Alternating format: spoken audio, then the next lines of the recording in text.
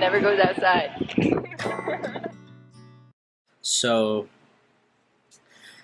this Gabby Petito story that's been going on for the past month or so really caught my attention, and not just her story of a vlogger girl going missing with her boyfriend being the prime suspect. That's cool and all, that's intriguing, but the response it got was very it was surprising to me. Like, I was seeing these posts, and I'm gonna show it right now, that there's the picture, at least, that was on Instagram that I saw, and I was seeing around a lot, this white girl, blonde hair, being interviewed by the press, and everybody's giving a fuck about her, giving her attention and all that. And then there's a Native American woman in the background with like a red handprint on her mouth, and nobody's giving a fuck about her. And I brought it up to my girlfriend. I was like, hey, look at this. Like, ain't that fucking weird? Like, why are they getting mad at people putting in the effort in to find somebody? And she was like, oh, because a bunch of indigenous women always get, swept under the rug, at least story-wise. And as soon as this little white girl went missing, like white girl syndrome, or missing white girl syndrome, like, everybody was on it. And again, it shocked me, but I had to do my own research, and this video is going to go into that research, and yeah, I'm going to get into that. So the Urban Indian Health Institute back in 2016 started a study aiming towards learning the numbers and each dynamic of every individual case against Native Americans.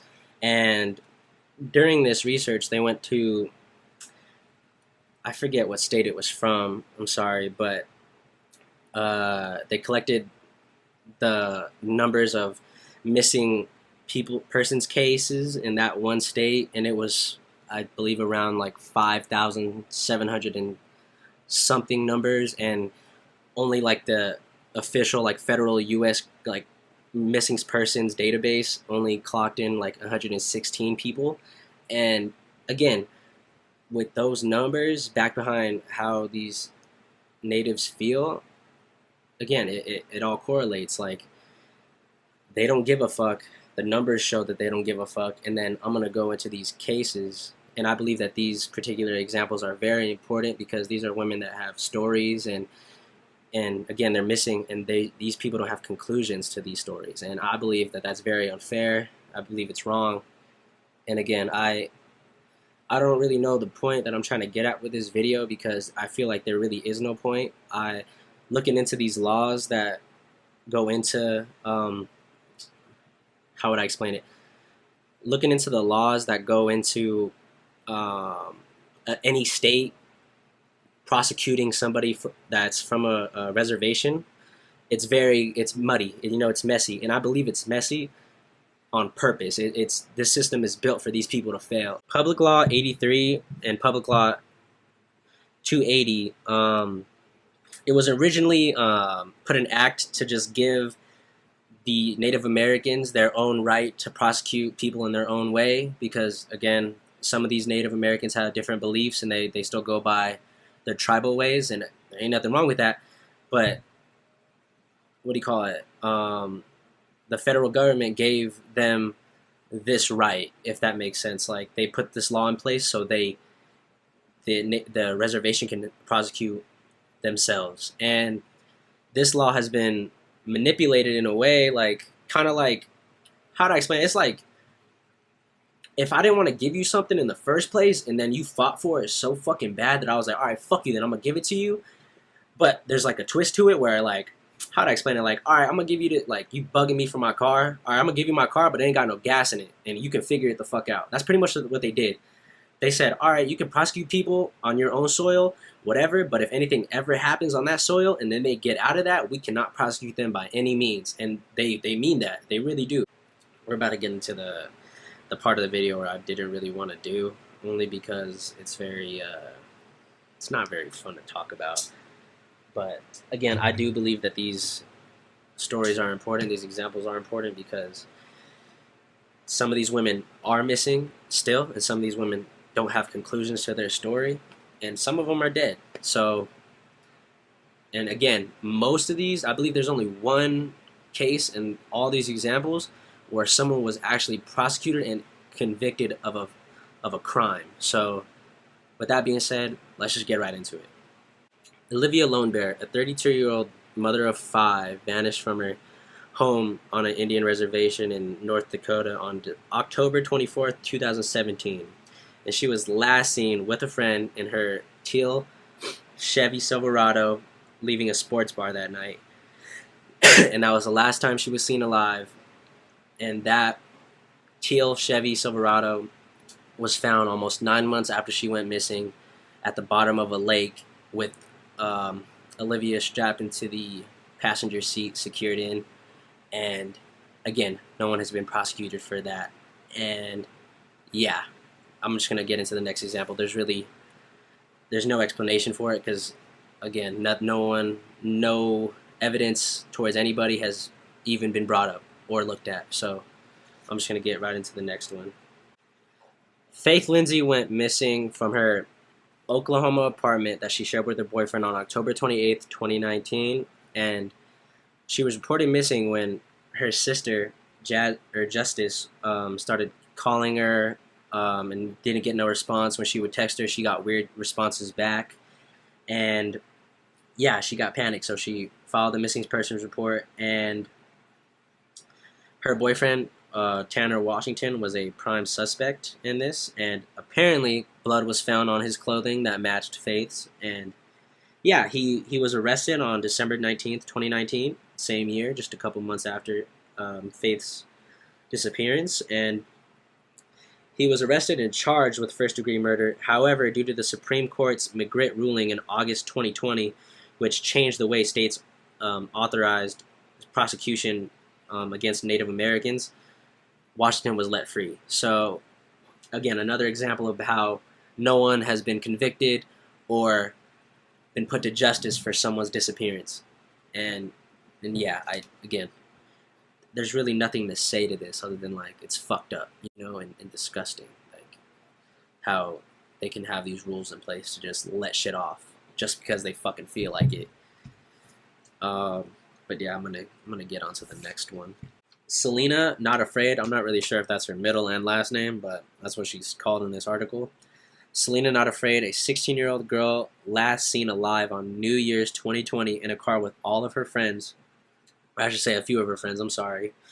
That car broke down next to a field, and a couple of the girls hitched a ride, and Selena was left with one other friend.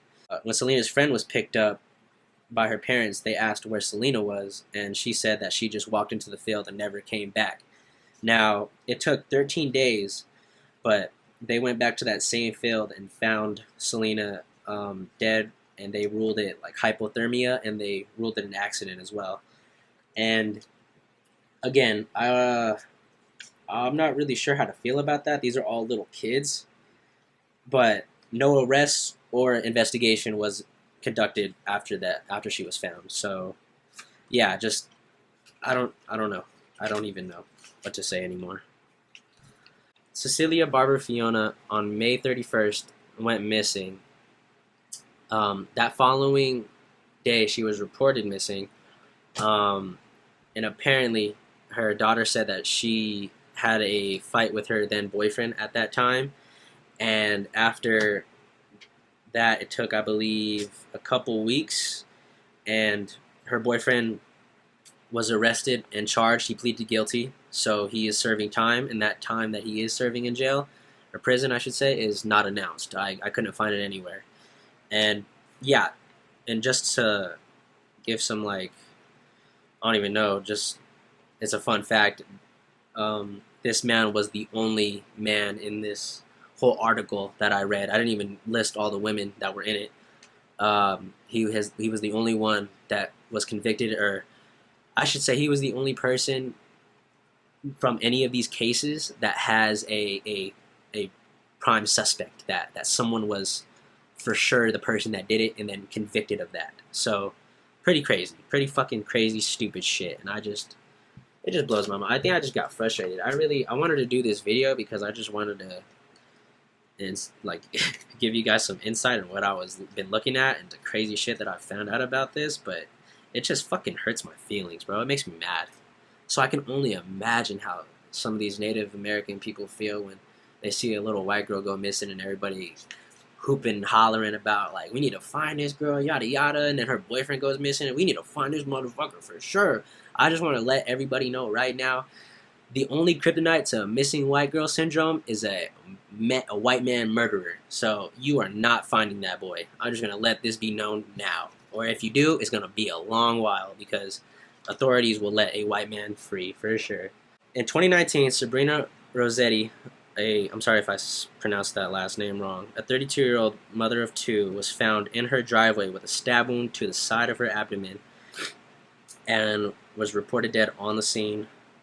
Also, that same day, she was seen with a family friend, supposedly, and that was really all to this story. No one has been charged or even looked at, investigated, I should say. So, yeah, a woman found dead in her driveway does not have a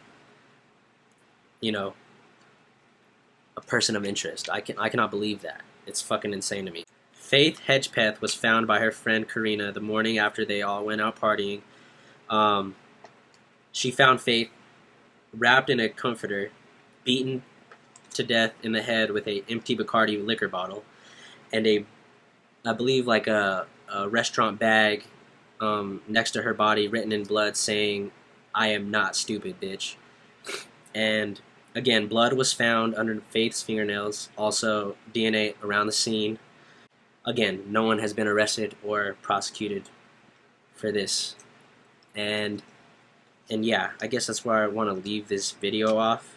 I guess that's where I want to end the examples and just go into detail about these laws in place.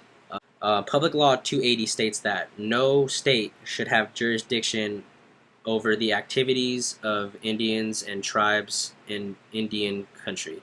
And what that means is they have no jurisdiction over what happens in reservations. And I guess I was for sure miseducated, because I thought reservations were like these little teepee huts, and they were like, all right, you can go sleep out in the desert right there with the huts and come out and be a part of society.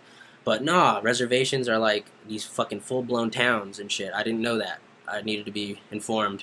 And yeah, it's fucking crazy to think about how they can just like pass the blame on, not even the blame, just the responsibility of catching somebody on a small reservation that really has no jurisdiction outside of their little space, So it's I can understand how these people are so upset. I really do. And I guess that's the point of this video too. Like, I introed this with saying I didn't understand why people were getting mad, and I brought it to my girl and she told me, and I'm glad she did, because I looked into it as much as she did probably, and I know, not as much, but I know stuff now. And yeah, I'm honestly like, I'm surprised, I'm disgusted for sure. Like, I don't know, seeing these fucking articles, man, I've heard some crazy shit, but when you just have no like conclusion to it or an answer, you can't even bring anybody to justice. It's fucking dirty, bro. It's dirty.